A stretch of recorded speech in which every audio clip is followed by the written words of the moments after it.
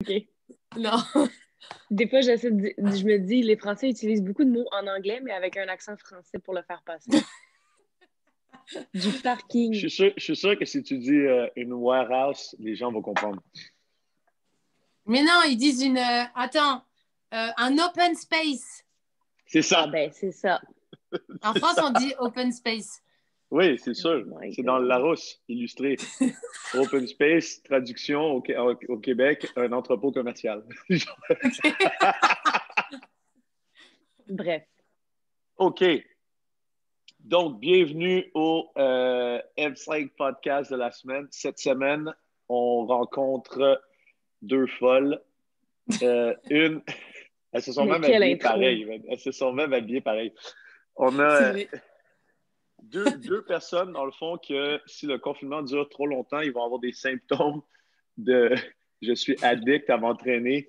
Puis, il va falloir que vous m'attachiez avec, en France, une camisole. Ici, une camisole, c'est juste pour s'entraîner. Parce qu'en France, Val, si tu savais pas, une camisole, c'est les trucs où est-ce que tu camisole mets de les force. fous comme ça. Ouais. Fait qu'on a C'est ça qui m'avait mis.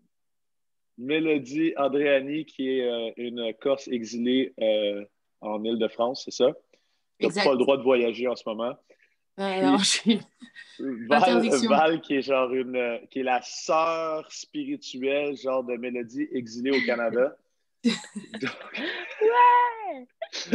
Mais l'idée d'avoir ces deux-là, c'est que je voulais parler de compétition avec elles parce que c'est deux personnes qui adorent la compétition, mais qu'en même temps, n'expliquent pas que demain matin, ils vont gagner les CrossFit Games, alors que la plupart des gens qui se disent compétitifs, ils disent qu'ils sont compétitifs parce qu'ils essayent de faire nécessairement le plus haut échelon, genre de compétition. J'aime bien le fait qu'ils aiment la compétition pour faire la compétition ou pour se motiver ou parce que ça fait partie de la vie ou partie de qu'est-ce qu'eux, ils font. Donc, Ça fait partie de notre ADN. Ouais, c'est ça. Vous connaissez un peu plus Val parce qu'elle a fait une couple de podcasts avec moi déjà. Donc, on va commencer avec Mélo. Si tu pouvais juste brièvement t'introduire pour ceux qui ne te connaissent pas. Puis après ça, tu nous OK. donnes un peu pourquoi tu fais de la compétition depuis que tu es. J'ai vu des photos là, quand tu fais de la gymnastique toute petite. Tu n'as pas grandi beaucoup, là, mais. C'est ça. Ouais, du coup, moi, c'est Mélodie, j'ai 33 ans. Et donc, en fait, j'ai commencé par la gymnastique artistique quand j'étais toute petite, vraiment quand j'avais 3 ans. Parce qu'en fait, mon père, c'était le président du club de gym de Meaux, qui est le meilleur club français. Et du coup, il m'a mis dedans naturellement. Dans ma famille, on fait tous de la gym. Mon grand-père était son entraîneur. Ma cousine Alizée, qui est aujourd'hui dans le CrossFit, baignait aussi dans la gym. Donc, j'ai fait de la gym dès mes 3 ans. À 8 ans, je suis rentrée en sport-études. Donc, je m'entraînais 24 heures par semaine. Je faisais l'école jusqu'à 15 heures et après, j'allais à la gym jusqu'à 19 heures. Et voilà, c'est là que je suis rentrée dans un truc de... je m'entraînais pour performer, quoi. Donc, le sport, ça a toujours été associé pour moi à la performance, à la compétition, au résultat. C'était du plaisir, hein, j'ai kiffé. Mais à l'époque, c'est vrai que je m'entraînais pas pour le kiff, je m'entraînais parce qu'il fallait. J'étais comme un petit robot, un petit militaire, quoi. On me disait de faire ci, je faisais ça. Et... Enfin, je le faisais, quoi. C'était comme ça. J'ai fait de la gym à haut niveau, du coup, jusqu'à mes 18 ans. Après, j'ai fait un petit break quand je suis entrée à la fac. Puis en fait, j'ai fait une fac de sport, donc ça m'a un peu remis dedans.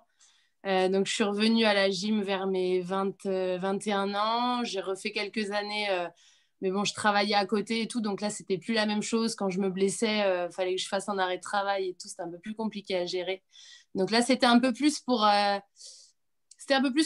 que je m'entraînais. À cette époque-là, je me suis vraiment rendu compte que là, j'aimais m'entraîner, j'aimais mon sport, parce que j'ai un peu découvert, parce qu'à la base, moi, je faisais du sport, pas parce que je l'aimais, mais parce que c'était comme ça.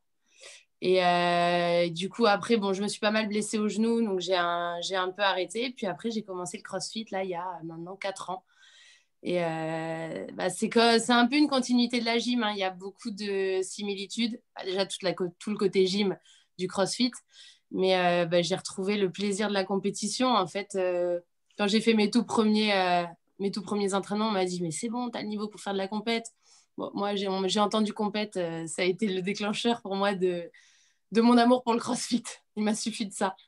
Je me suis dit, c'est bon, si je peux faire de la compète, je m'y mets à fond. Donc voilà. Yeah! Puis, si je me rappelle bien, d'ailleurs, j'étais dans les premiers workouts que tu as fait dans un sous-sol à CrossFit Louvre. Je me rappelle, les gens avaient dit, ah ouais, elle faisait de la gym, elle est bonne. Puis on avait fait du bench press, je sais pas trop quoi.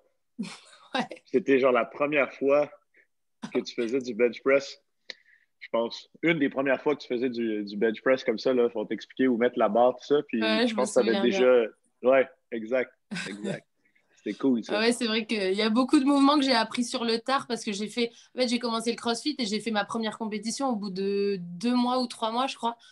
Et donc, il y a même des mouvements que j'ai découverts pendant la compétition. Et enfin, toute ma première année, ça a été une année de découverte comme tout le monde, mais en même temps, je faisais des compétitions, donc c'était marrant.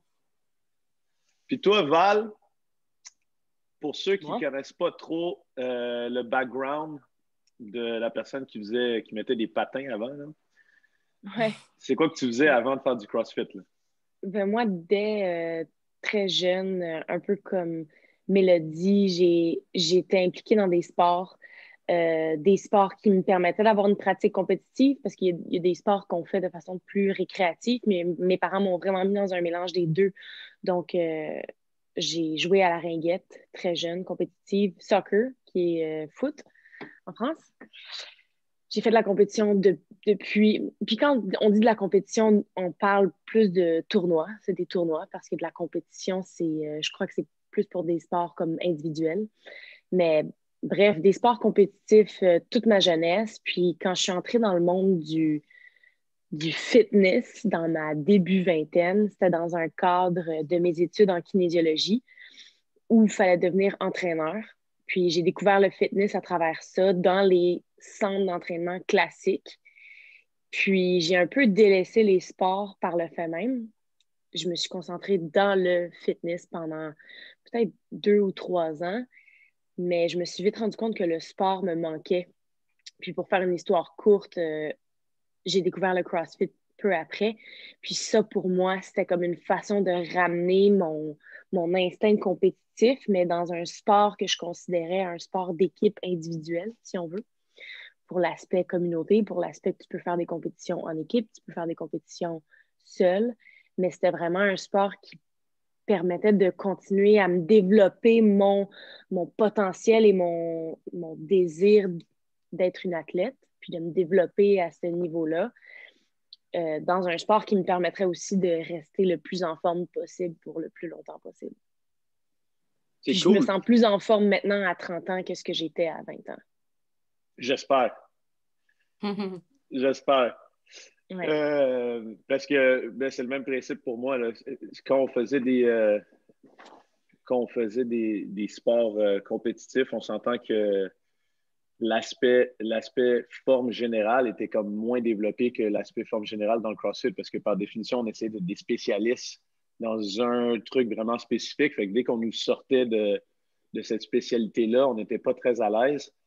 Puis c'est le truc qui m'impressionne un peu parce que les deux, vous avez été compétitifs dans des sports justement plus spécifiques. Ou est-ce que le stéréotype de la gymnaste, c'est que n'importe quoi de plus de 2 minutes ou même 1 minute d'effort, ça va être vraiment dur. Ouais, C'est c'est le clair. même principe pour la ringuette, c'est des chiffres vraiment courts, fait que c'est bon pour anaérobique, mais les choses d'endurance sont beaucoup plus dures. Puis pour finir, au lieu que que ça vous ayez été comme turn off ou comme découragé par le fait que ben, peut-être pour un bar muscle up pour toi, Mélo, c'était vraiment facile. Ou pour des workouts plus style friend pour Val, c'était plus facile. Mais pour finir, vous avez décidé de quand même persévérer, là. Pourquoi est-ce que ça ne vous dérange pas, dans le fond, de vous considérer compétitive, mais de vous faire quand même ramasser dans un aspect du sport, puis que ça vous excite à vous dire, OK, je vais devenir meilleur là-dedans, alors qu'il y a tellement d'anciens athlètes qu'on voit dans le CrossFit qu'ils ont un potentiel monstre, mais comme ils ne sont pas bons, automatiquement dans tout, ils abandonnent. Moi, j'avoue que ça me fait plus kiffer ce que j'arrive à faire que ce que ça me fait du mal, ce que j'arrive pas à faire, tu vois. C'est vrai que je suis nulle en cardio, j'ai vraiment un cardio. Si je compare par rapport à Oui. ma gym ou à mon haltéro, mon cardio est vraiment, vraiment pourri. Mais je kiffe tellement faire et progresser en gym et en haltéro que bon, ce que je me ramasse en haltéro, ça s'équilibre, quoi. Et après, en compète, c'est vrai que bon, j'y vais pas toujours pour gagner, hein. Je suis très consciente de mon niveau. J'ai le niveau que j'ai parce que je m'entraîne comme je m'entraîne, hein. J'ai un métier à côté. Je m'entraîne 4 fois par semaine le soir en sortant du boulot, souvent. Donc moi, je suis prof des écoles, donc c'est un métier qui est génial, j'adore, mais c'est assez fatigant. Et des fois, j'arrive au CrossFit, je suis déjà éreintée de ma journée, quoi. Donc mes entraînements, c'est pas les mêmes que les filles contre qui des fois je fais des compètes, qui font que ça ou qui vivent dans une salle de CrossFit, qui peuvent s'entraîner 2 fois par jour et tout. Mais c'est pas grave, j'y vais avec ce sentiment. Je sais pas, mais moi, la compète, ça m'apporte vraiment un sentiment d'excitation que vraiment j'adore ressentir. Et tu sais, les 20 secondes avant qu'ils disent le top, là, mais moi, ça me procure un truc, c'est incroyable. Je le retrouve vraiment. C'est la même chose que quand j'étais à la gym, avant de monter sur ma poutre, avant que le juge il lève la main pour te dire c'est bon, tu peux y aller. J'avais un truc au fond de moi-même là qui palpitait, le cœur qui s'emballait et tout, et je le retrouve vraiment en CrossFit avant qu'ils disent les 3, 2, 1, go. Et c'est un truc, à chaque fois, je me dis, c'est pour ça que je suis là. C'est pour ce moment-là, c'est pour ces 20 secondes avant, et j'adore ça. Et ouais, après, dans le WOD aussi, je kiffe. J'aime bien voilà, me sentir, regarder où les autres en sont, me pousser, parce qu'à l'entraînement, c'est difficile de... Enfin, moi, je m'entraîne souvent toute seule et j'ai un peu du mal à me pousser parce que quand il n'y a personne à côté, moi, j'ai besoin de cette relation de compète avec quelqu'un pour avancer fort. C'est pour ça que j'aime beaucoup m'entraîner avec des gens. Et quand je suis venue au Canada, m'entraîner avec Val et tout, c'était trop bien parce que j'adore avoir quelqu'un à côté de moi qui peut me faire avancer aussi, quoi. Et la compète, ça permet ça. Ouais, Mélo l'a super bien expliqué. Puis à ça, j'ajouterais euh, d'être athlète compétitif. Je pense que c'est important de mentionner que c'est pas une question de niveau. Ma mère se considère comme une athlète compétitive parce que elle s'inscrit à des demi-marathons. Elle a des temps qui sont très, très, très normaux, mais pour elle, c'est ça qui lui permet de se dépasser. Faire des compétitions, moi, je vois ça un peu comme des mini ou des gros examens de où on en est dans dans notre processus, dans notre état de fitness. Donc, l'important, c'est pas nécessairement la note finale dans l'examen.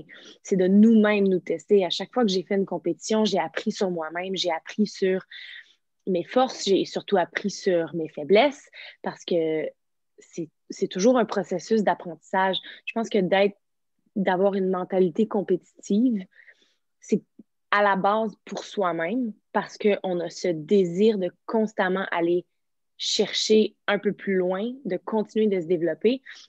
Puis moi, la raison pourquoi j'ai autant accroché sur le CrossFit, c'est parce que justement, c'est pas un sport qui est spécifique. Donc, c'est un sport où c'est impossible de plafonner. Il y a toujours place à amélioration, non pas dans une sphère du sport, mais bien dans toutes les sphères, toutes les 10 clés de la condition physique. Il y a toujours moyen d'aller chercher des gains, peu importe dans quel aspect.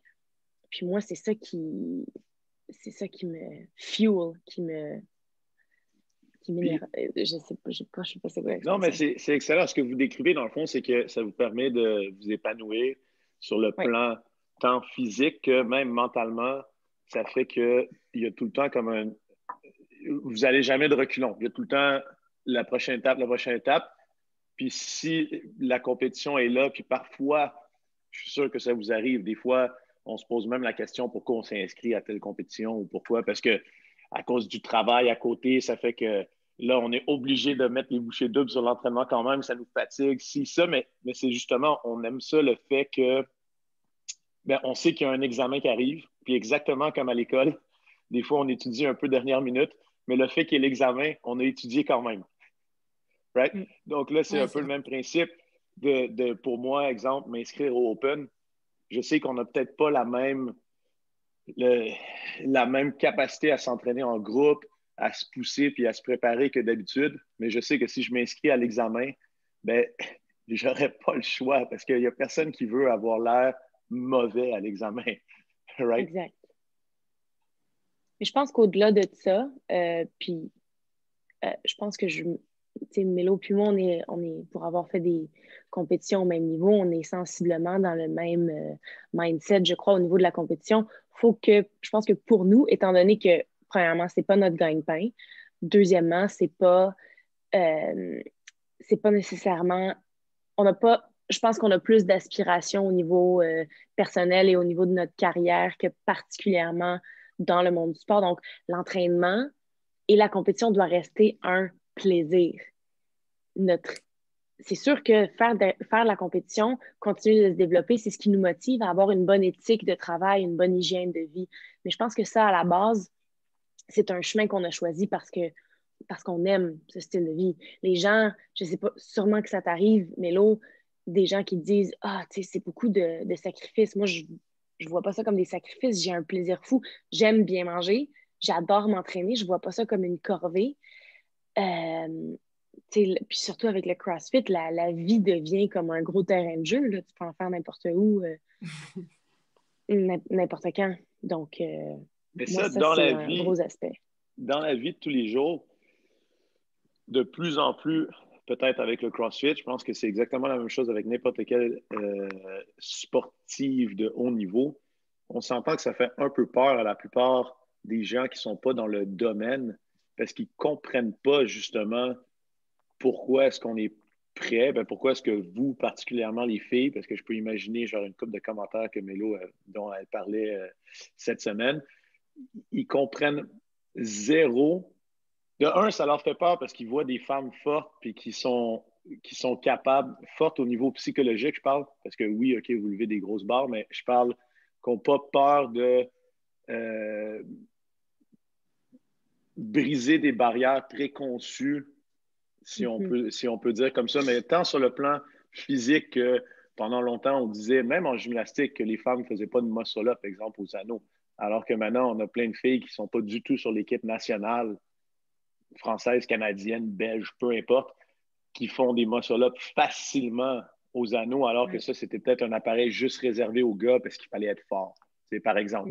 Ça, c'est un bon exemple du fait que les femmes qui décident de continuer à faire de la compétition, c'est le même principe. Il y en a beaucoup qui ne comprennent pas. Ah, ça, c'est bien quand on a 14 ans puis on est sur une équipe sportive, mais ce n'est pas normal à 30 ans de vouloir continuer à pousser comme ça. Puis j'ai l'impression, parce que je ne suis pas une fille, mais que c'est plus difficile à porter ça pour les filles que pour les gars. Mais là, tu peux développer là-dessus parce que je sais que tu as eu des problèmes un peu avec ça tu as eu des trucs avec ça sur tes réseaux sociaux. Moi, la seule chose que j'aurais à dire, c'est là que c'est encore plus important que tu réalises que tu fais ça pour toi. Faut pas que tu fasses ça pour les autres. À partir du moment où tu fais ça pour toi, pour ton propre développement, puis que tu n'en as relativement rien à foutre de ce que les gens pensent de ton style de vie, ben là, tu es libéré, puis l'opinion des autres, c'est plus ton problème. Ouais, moi j'ai été un peu. C'est souvent sur les réseaux sociaux, comme j'expose pas mal ce que je fais sur les réseaux. Bon, je suis confrontée pas mal à des médisances, on va dire, souvent de la part des garçons. Alors, souvent de la part de garçons qui sont pas sportifs. Là, pour le coup, cette semaine, c'était un garçon qui était très sportif. Enfin, je dirais pas sportif, parce que pour moi, être sportif, c'est quand même un état d'esprit aussi. Et j'ai l'impression que ce mec-là, il n'avait pas l'état d'esprit d'un sportif. Donc, en tout cas, il faisait du fitness en salle, tu vois. Donc, j'ai vraiment pas compris son propos. Voilà, il jugeait mon physique, il disait que c'était dégueulasse, en gros, qu'une femme, elle devait pas être autant musclée. Et moi, ces gens-là, j'essaye. Alors, on me dit toujours, mais t'en fais pas, t'as pas à leur répondre et tout. Mais moi, je suis professeure des écoles et dans ma vie, j'aime éduquer les gens et pas que les enfants. Et voilà, j'ai envie de discuter avec ces gens-là pour essayer de leur faire prendre conscience déjà de ce qu'ils disent, c'est impoli. Hein, on ne traite pas quelqu'un sur son physique, qui soit musclé, en obésité. Enfin, je sais pas, je trouve ça. C'est un manque d'éducation pour moi, donc tu peux pas faire ça. Et voilà, j'ai essayé de lui expliquer que en fait, le corps, il suit mon rythme de vie et moi, je m'entraîne. Je ne m'entraîne pas pour avoir un corps. Je m'entraîne pour que mon corps il soit performant, parce que c'est ce que ma discipline me demande. Et voilà, maintenant que mon corps soit musclé, c'est comme ça, je l'accepte. Et voilà, comme tu le dis, Van, moi, aujourd'hui, je m'entraîne pour le plaisir.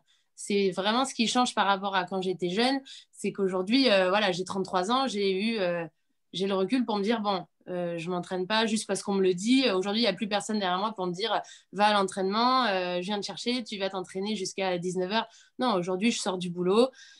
C'est dans ma routine, c'est comme ça. Tu le disais tout à l'heure, Matt, les gens ils disent mais comment tu fais pour trouver la motivation? Mais en fait, c'est comme les gens qui vont au boulot. Moi, je vais au boulot et après, je vais m'entraîner. C'est dans ma routine journalière, c'est comme ça. Si je vais pas m'entraîner, ben, il me manque un truc dans ma journée. Et j'ai l'impression de ne pas avoir tout fait. Je sais pas, il y a des gens, ils vont faire de la couture ou quoi. Moi, je vais m'entraîner, c'est comme ça. Alors, c'est sûr que pour une fille, c'est peut-être un peu plus bizarre. Est-ce Mais... que, est-ce que tu vois ou Val, même chose, que ça fait par contre d'un autre côté, du côté positif, le fait que euh, on porte tous le fait qu'on s'entraîne parce qu'on ne peut pas le cacher, à moins qu'on mette un énorme manteau. Je veux dire, les gens, ils savent qu'on s'entraîne. Je veux dire, ou du moins qu'on fait un sport de plus haut niveau que la moyenne des gens. Est-ce que dans votre travail, ça vous aide un peu parce que les gens ont un respect du fait qu'ils savent qu'à l'extérieur, où cette personne-là est vraiment sérieuse? Parce que non seulement elle travaille fort au boulot, mais en plus, je serais incapable de la suivre sur un entraînement et elle fait des compétitions internationales ou des trucs comme ça. Est-ce que vous voyez que des fois, genre, ça vous aide à peut-être ouvrir des portes où il y a des gens qui ont l'opposé, justement, au lieu de juger de façon négative ce style de vie-là, ils se disent, waouh, si j'avais quelqu'un à choisir, je vais choisir cette personne-là parce qu'elle a l'air vraiment, nous on dit au Québec, à son affaire. Moi, c'est souvent Vas-y, que mes Mélo, parce que collègues de c'est... travail. Ah, pardon, Val, vas-y. Non, non, c'est ça, je m'en ai dit. Toi, vas-y, parce que tu as un métier qui est très différent de Ouais, ton c'est sport. sûr. Moi, tout baigne pas mal dans la même bulle. Ouais, moi, mes collègues de travail, au début de l'année, enfin, c'est pas quelque chose duquel je parle au boulot, parce que c'est vraiment très différent. Mais bon, souvent dans la salle des maîtres, quand on parle chacun de sa vie et que je dis que je fais du crossfit et que voilà, si je veux leur montrer, je vais sur mes réseaux sociaux et tout. Et mes collègues sont souvent un peu hallucinés de voir ce que je fais, de voir que je gère ça, le boulot, que je gère mes réseaux sociaux aussi. Elles sont un peu hallucinées de. Elles me disent, mais t'as combien de. On en parlait justement hier. Elles me disent, mais t'as combien de journées, toi? Tu fais combien de trucs dans une journée? Bon, après, il faut savoir aussi que j'ai pas d'enfants, hein. Donc, moi, mes collègues, pour beaucoup, elles ont des enfants. Donc, moi, je trouve ça aussi hallucinant de gérer tes enfants quand tu rentres du boulot. Parce que le travail de professeur des écoles, c'est pas juste à l'école. Quand on rentre, on a encore bien 2 heures de travail à la maison. Donc, voilà, moi, pour l'instant, j'ai pas d'enfants. Donc, je sais que j'arrive à gérer tout ça. Peut-être qu'il arrivera un jour où j'aurai envie d'avoir des enfants et je devrais mettre un peu de côté ou réduire en tout cas tout ce que je fais à côté pour l'instant, on verra. Mais ça choque un peu, enfin pas ça choque, mais ça surprend un peu mes collègues et c'est vrai que je ne veux pas dire que ça forge l'admiration, mais en tout cas, elles me demandent tout le temps, mais comment tu fais pour tout gérer, quoi? Mm. Toi, Val, est-ce que ça fait que les gens, parce que même si tu es dans le métier de, justement, entraînement aussi, est-ce que Oui. tu trouves que par rapport à d'autres entraîneurs, c'est plus facile des fois pour toi de passer un message parce que tu es capable de le faire? Tu sais, si tu expliques à quelqu'un comment faire un muscle-up, tu peux à la rigueur lui dire, yo, tasse-toi, je vais te montrer comment faire. Puis, est-ce que. Non, Oui, mais j'aurais pas cette arrogance parce que je moi, oui. considère que. Ah ouais.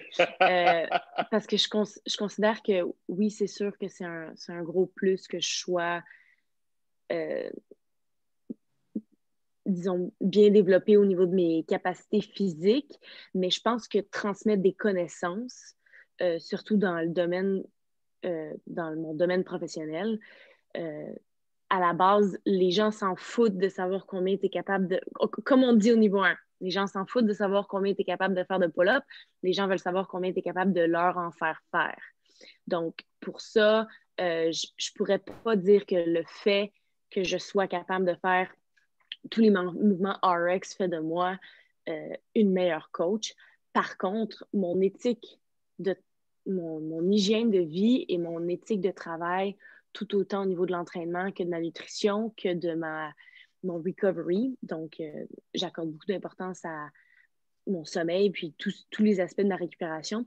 Ça fait en sorte que ça, ça a beaucoup de répercussions dans le reste de ma vie professionnelle, ça fait en sorte que je me sens beaucoup mieux armée pour faire face à tous mes défis professionnels en général. Puis c'est sûr que ça me donne un niveau de confiance et une assurance en mes capacités qui me permet de... Je veux pas, les énergies, c'est contagieux. Donc, quelqu'un qui est confiant, quelqu'un qui est à son affaire, quelqu'un qui a une éthique de vie et une éthique de travail qui est rigoureuse, ben, c'est quelque chose qui se ressent quand on rencontre cette personne-là.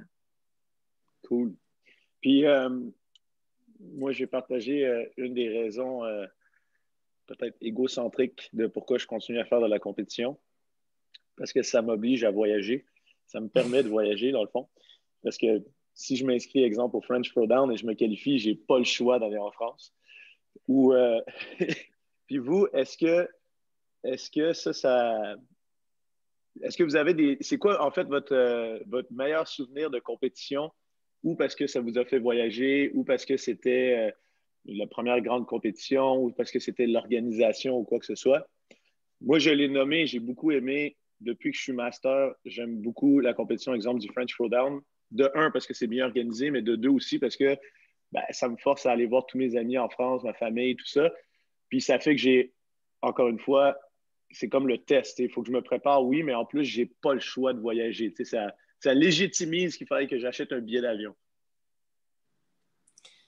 Moi, je suis un peu comme toi. J'avoue que la compète, j'en parlais l'autre fois avec mon copain Eli. Ce qu'il déteste dans la compète, lui, tu sais, c'est le fait de voyager, le fait de devoir prendre le train ou l'avion et prendre un hôtel et faire sa valise. Je lui dis, mais c'est ça qui est génial.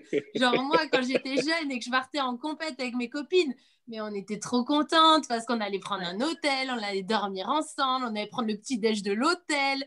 Tu sais, pour moi, c'est ça. Ouais. Tu sais, c'est l'aventure de la compète que j'adore aussi. Donc, genre, pour moi, les French Throwdown, j'adore cette compétition et ça reste un super souvenir quand on s'est vus tous les trois en 2019, quand j'ai fait contre Val en RX. Mais pour moi, le French Throwdown, c'est un peu relou parce que c'est juste à côté de chez moi, tu vois. Exact. Non, je suis d'accord avec toi. Ouais, c'est une compète, c'est à 30 bornes de chez moi, 30 km de chez moi. Donc, à chaque fois, je suis là, ouais, je suis dégoûtée, je vais faire une grosse compète, mais j'ai même pas besoin de dormir à l'hôtel. Je dors chez Ellie à Paris, je suis dégoûtée. Donc, non, pour moi, mon meilleur souvenir, je dirais qu'il est très récent. En juillet, là, on a fait une compétition avec Alizé et Célia en Espagne, à Valence.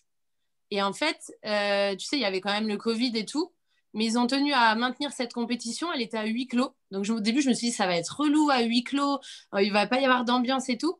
Et au final, ce qu'ils ont fait, c'est qu'ils nous ont testé en arrivant. Et après, ils nous ont confinés à l'hôtel tous ensemble, tous les athlètes, les femmes et les hommes et les masters. Et on était tous ensemble, on mangeait tous ensemble, on était tous dans le même hôtel. Quand on partait par vague. Et mine de rien, tu vois, j'ai fait vachement de rencontres de filles. De filles qui étaient là-bas, que je connaissais pas forcément. Jacqueline, il y avait Lisa LB, je sais plus son nom de famille, une Belge et tout.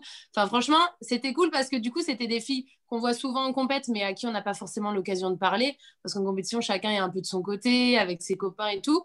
Et là, le fait d'être tous ensemble, confinés à l'hôtel, ça nous a vachement permis de nous connaître. Et donc, on a passé 5 jours vraiment super. À la fin de la compète, ils nous ont lâchés, ils nous ont dit, bon, c'est bon, maintenant vous êtes libres parce qu'on n'avait même pas le droit de sortir entre les épreuves. On était toujours accompagnés d'une nounou et tout. Et à la fin de la compète, on est tous partis à la plage. On s'est fait une après-midi à la plage et tout, tous ensemble.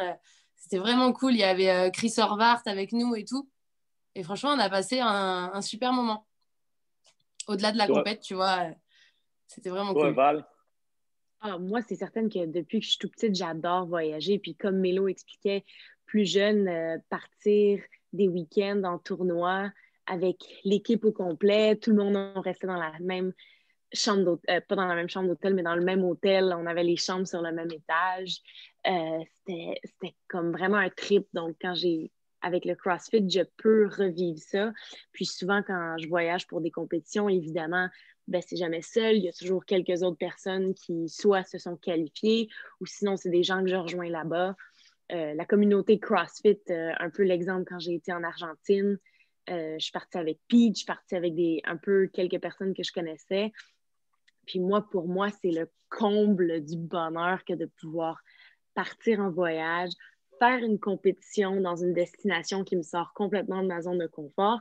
Puis après ça, quelques jours pour avoir l'opportunité de visiter, ça, c'est comme, je vis pour ça. Je vis pour le jour où je vais pouvoir recommencer à voyager pour compétitionner. Puis le truc que je trouve vraiment cool, dans le fond, c'est que j'espère que ça aide certaines personnes qui ne comprennent pas trop nécessairement la compé, c'est que c'est vraiment juste une raison, la compétition. Parce que les deux, vous ne m'avez pas dit, ah, j'aime vraiment telle compétition parce que c'est la première compétition que j'ai gagnée.